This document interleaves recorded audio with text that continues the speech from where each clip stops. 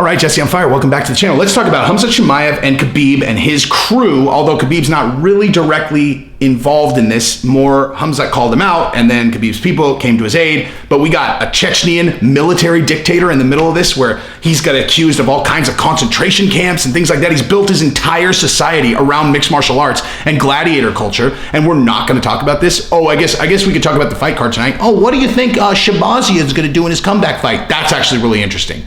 That is really interesting. I just didn't think anyone would click on it, if I did a Shabazian video. So I did this instead. But that is very interesting. How Shabazian comes back, be very interesting. And Cody Garbrandt is my dude. So fingers crossed that he wins. All right, so we are going to talk about, again, like I said, the Khamzat Chimaev and Khabib crew beef. Why it's interesting, because there's a lot there, right? There is a lot there.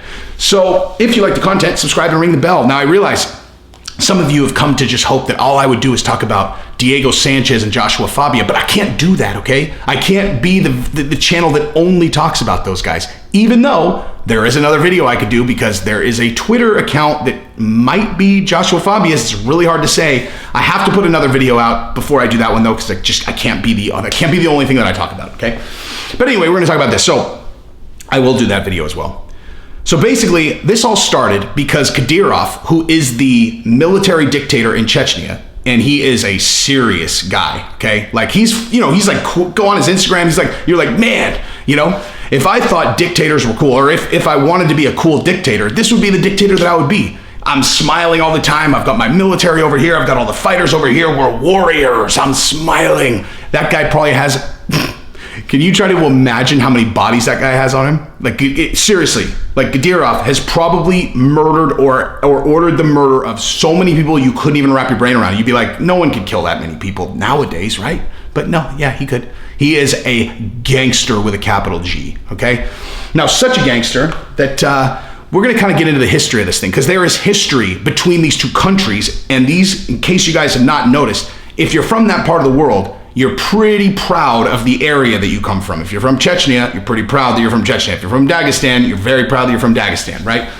So you basically have all of this former Soviet Union, all the, oh my God, what's the name of it? I'm not editing this. I'm just not doing it again. I've messed this up too many times, but they're like provinces. I can't, Caucasus, okay? You have all the different Caucasus, right? Which are different areas that used to be under Soviet rule when the Soviet Union fell apart. Everybody's kind of figuring out who's independent, who's not, who is part of the Russian Federation, who's not, etc., right? And ultimately, in that part of the world, force is what speaks, right? Force is what matters. And Putin is an ally of Kadyrov, because Kadyrov is a very strong military ally. At the same time, going to war with Chechnya would be a nightmare for Russia. So it's much better to have this guy's back and just tell him no terrorism, okay? Because Chechnya used to be a huge source of terrorism in the Russian state. You stamp out terrorism and we've got your back, period. And so Kadyrov has Putin's back, Putin has Kadyrov's back, the end, okay? But Kadyrov is a very dangerous guy, very dangerous. And he would be, I mean, listen, I live in Texas, and I would be afraid to say something negative about this guy. He's that dangerous. I would love to go out to dinner with him and hang out. Let's just not get into a whole thing. If you got, oh, did you hear about the things that he did to people who like to live like this? I get it, dude. I get it. I mean, I haven't seen that. I haven't seen the media. I haven't actually seen it with my own eyes, so I don't know if it's true. Ali Abdelaziz said it's not true, so I don't know. I mean, two sources of information, you just never know. Anyway, bottom line is, he is a gangster who has now built, literally, the entire Chechnyan civilization has been centered around mixed martial arts now. Okay, they have these huge, it's so crazy, dude. I had no idea this was even a thing until I was looking into the beef between Khamzat Chimaev and Khabib. They have these MMA matches, but they're not like regular MMA matches. It's like they're all from these Chechnyan gyms, and all the people that are in attendance are like the most powerful oligarchs in Chechnya, all the military leaders. So it's literally actually like Roman gladiators. It's crazy.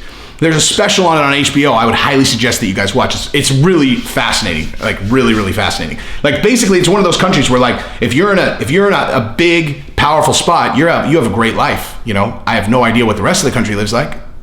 So I'm not going to say anything about it because I don't know. All I know is, if you're wired for combat like me, I don't know, being down with the military dictator looks kind of fun. I think being the actual dictator itself seems like a heavy heavy lies the crown, a lot of responsibility to be the guy. I kind of like to be able to be bright if I want to and slide into the shadows if I don't. Anyway, it's neither here nor there. But their entire society is built around military and MMA, right? And so Khamzat Chimaev, being such a huge prospect, the biggest prospect that Chechnya has ever had, the most hype around a Chechnyan-born mixed martial artist ever is Khamzat Chimaev, okay?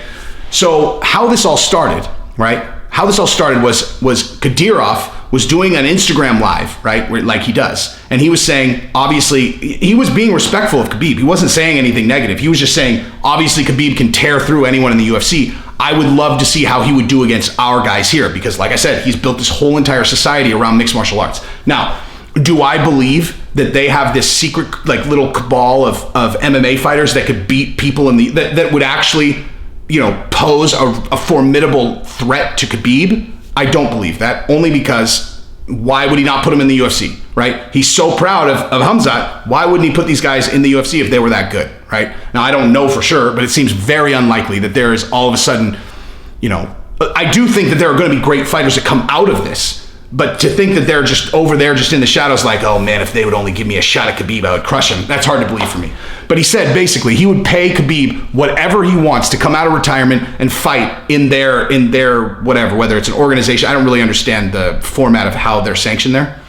And Khamzat Chimaev was watching Instagram Live and he commented, "We'll tear him up if he wants." Okay, we will tear him up if he wants. Okay, so that is how this whole thing started. Khamzat Chimaev said we about himself, Kadyrov, and Chechnya will tear Khabib up if he wants, based on Kadyrov saying that he would, pay Khabib to come out of retirement and go fight in their fight league. Okay, so that's how the whole thing started. Then, right? So then you have Khabib's cousin, who was very unhappy with that. Understandable. Now we're talking about Khabib's cousin who lost. So he's not a guy who's in a conversation that's like, why don't you fight me, Khamzat Chimaev? Because Khamzat Chimaev would probably whip his ass. But that's not the direction that he took, okay? So this is what Khabib's cousin commented back. And I will explain it to you guys in a second, okay? So he said, Khamzat, I see you changed your clothes quickly. After moving to Sweden and writing a complaint to your own Chechnyan Republic that you were being harassed there, you received documents for a good life in Sweden. But now, gaining glory, I look changed. Now you're back and living in Chechnya and all is well with you.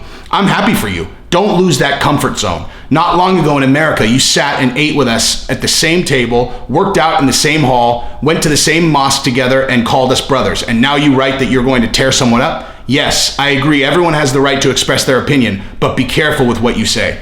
So that, I would imagine, to most Westerners sounds like a pretty respectful response. Like, hey, bro, hey, we were just eating together and we're cool, and then you go say a thing like that. Come on, man. Come on. Like in Western culture, that is what that response would have meant, right? Like, dude, you just ate lunch with us. Why are you saying things like that, man? Come on. Watch what you say. Okay, in this part of the world, this was a heavy call out because what he actually called out was, you changed your clothes real quickly. Remember when you fled to Sweden? Because that's true, okay? So going back to the history of this country, right? And by the way, you guys know Dagestan and Chechnya have gone to war, right? Like Chechnya invaded Dagestan. Dagestan fought him off. But that happened, right? So these two countries are not like, they're right next to each other, so they're cool. They're not cool, right? Like they have a history of going to war against each other, right? Now, that doesn't mean you can't end up being allies, but they weren't allies together against someone else, right?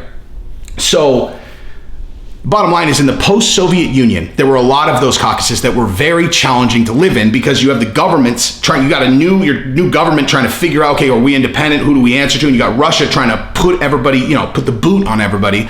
And so Chechnya especially was a war zone, okay? I'm not throwing rocks at anybody who flees a war zone, it's like, if you're in your house and it's like, oh, hey, let's go borrow a cup of sugar from our next door neighbor, Joe. Not that they would be named Joe. And your mom's like, ooh, actually he got killed with a mortar rocket, or a mortar landed on his house. Whole family's dead. And you're like, I guess we're gonna have to find someone else to borrow that sugar from. Okay, so if your mom is like, let's get the fuck out of here and go find a place to live that I don't have to worry about a mortar shell landing in my living room and killing my whole family, I'm not throwing rocks at anybody. That's never been a threat I had to worry about. But the bottom line is, Khamzat Chimaev's family fled Chechnya and they moved to Sweden. They got taken in, as distressed refugees or whatever. And then he grew up there, training, fighting. He was fighting as a, he's a Chechnyan-born, fighting out of Sweden. And then he became huge. Kadyrov got control of the country, because he wasn't in control, and then he would have full-scale war. And he's like, come on back, come on back now, Khamzat. Welcome with open arms. So Khamzat now is a Chechnyan in Chechnya. He's getting free cars. I think he crashed like a $100,000 Mercedes that Kadyrov gave him, and so he's living cool, right? He's in Chechnya. He's living cool, and he loves him some Kadyrov because he's proud of where he's from. Because these guys are all proud of where they're from, right? And he has a great relationship with Kadyrov. Now Kadyrov is an extraordinarily dangerous guy, right? There are rumors that I was alluding to before, that if you're LGBT in Chechnya, it's possible that they may have round you up and then put you in camps and potentially, but I can't verify that. That's what Ali Abdelaziz said wasn't true. I have no insight whether it's true or not. Those are the rumors. Who knows, okay? But the bottom line is he's extraordinarily dangerous, whether that's true or not. But he's not dangerous to a guy like Khamzat Chimaev, right? Like he just wants to be his friend. Like honestly, Khamzat Chimaev represents Chechnya so well. He just wants to help him. Right? He wants to be boys with him. He wants to help him. He wants to give him the things that he needs. He wants to shower them in wealth. Okay. The reason why these guys paid Khabib $100 million for one of those fights is because this stuff is different. They interpret this stuff different over there, right? Like they measure people the same way that if you're wired like me, right? Or like, most people who are interested in this sport, right? And you look and you just can't even help it. Like you just on autopilot, you meet a guy, you're like, all right, so how big is he? How strong is he? How good of a fighter is he? How dangerous is he? Like, what's his personality like? Does he take command in a room? How much money does he have? Like all this stuff that you just kind of on autopilot do if you're kind of, I don't know. It's crazy. But let's be honest, that's what we do, right?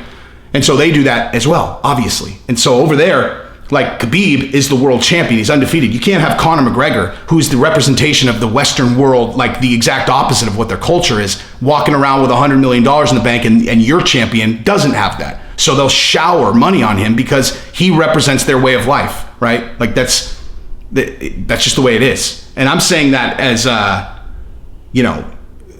see it as I see it as a positive. I see it as a positive that people are that passionate and have that much pride in where they're from, that that they want their champion to be on equal or superior ground in every single category, right? But so again, Khamzat Chimaev is that in Chechnya. So he's gonna get a red house, he's gonna get money, he's gonna on an allowance, he's gonna get cars, he's gonna get whatever, he gets girls, he gets whatever he wants. Anything that's not gonna make him soft, but you kind of can't help that. If you get a lot of money, it makes you soft. But nonetheless, not everybody. But nonetheless, that's what he is in Chechnya, right? But Khabib's cousin straight up said, if you actually read what he said, you fled Chechnya, bud. You fled Chechnya. You went to Sweden, and you were nice and comfortable. He's like, don't lose that comfort zone. That's to people in that part of the world, that is a huge insult, man. He's calling him soft. Okay? He's calling him soft. And not just like in the, again, in the Western world, like the way it's like, train hard, fight, this guy have heart. Over there, it's that, but it's also this war shit. Like these guys grew up in war, okay? War. So if you're like, you fled to Sweden, you fled to the West, now you're coming back, oh, you're a gangster now in Chechnya, Khamzat Chimaev? That's what you are? You're a huge gangster now, okay? Before, you fled to Sweden, okay? Now you're a gangster and you're calling out Khabib. I just want to make sure that everybody's clear that you ran away from Chechnya because you guys were afraid. Your family was afraid. Now you got comfortable, you got some fame, and now you came back and now you're a gangster with Chechnya. Please save it, okay? That's what he's actually saying. That's what Khabib's cousin is saying to Khamzat Chimaev. It's a serious call out if you're from that part of the world, right? So essentially what Khamzat Chimaev said back was he said some stuff that was he tried to insult. He said that I'd like to do things one-on-one. You guys cornered Artem Lobov, and you guys had to group jump him. Kind of stupid, and for the record, I love both these guys. Like I'm rooting for Khamzat Chimaev. Absolutely, I'm rooting for Khabib. Of course, I'm rooting for all these guys. I love these guys. I love what they stand for. I love the Spartan lifestyle. I love that these guys are just we fight. I like the fact that they have to factor in all this crazy history of war shit in the way that they interact with each other. That's gangster as fuck to me. But anyway, so Khamzat basically came back and was like, oh yeah, I like to do things one-on-one. Look at you guys with your group. whatever. I mean, none of this really makes a huge difference. But what the one thing that Khamzat really said that, where he ended all, like the last thing he said about it before he kind of deleted everything was he was like, what? So I'm not allowed to have confidence. He basically put it back like, oh, I'm not allowed to talk. I'm not allowed to have confidence. And I will say this, if you take the Chechens that I have visibility into, Gadirov, Khamzat Chimaev, and then you contrast it against the Dagestanis that I have insight into, Khabib, Islam Makhachev, Khabib's dad, Zabit, right? There seems to be a big culture difference there as it relates to being boisterous, right? Now, I certainly relate more with the Chechens as it relates to that, but I respect the quiet guys just as much, if not more. You have to, like, the guy who's quiet and just does his job and smashes people, if you don't respect that, then you're watching a different movie than me, man.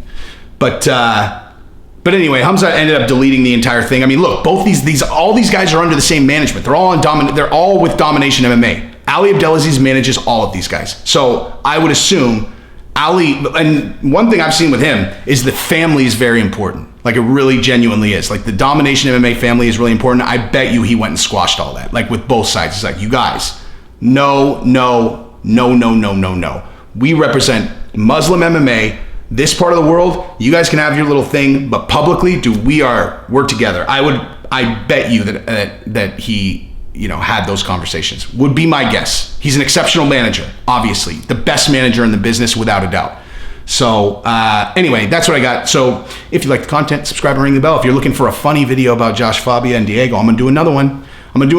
Because we're speculating, because Josh Fabia, I'll show you guys this Twitter account. It might be him, dude. It might be him. And if it is, some funny things happen. Anyway, thank you guys. Love you guys. Peace.